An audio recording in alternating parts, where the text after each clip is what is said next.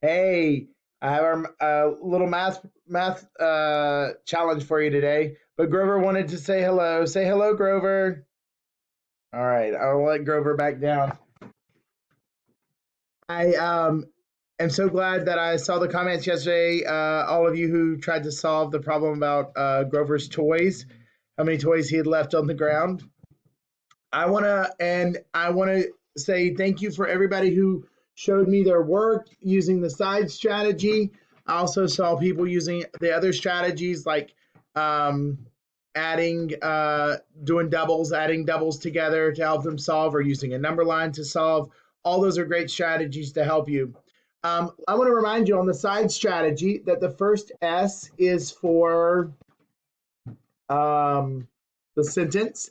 Then the I is for important words in the sentence. The D is for draw it out. Draw me a sketch. Remember, it doesn't have to be a real detailed picture. E is for the equation. And then the last S is to solve it. Okay, show me how you solve it. And so that's a great strategy to help us when we're solving word problems. Here's my challenge for you today.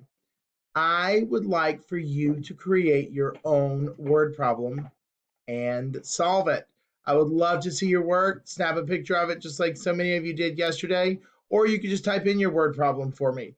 Um, but I think it'd be really cool if you guys get to create your own word problems. We've done lots of examples of these in our class.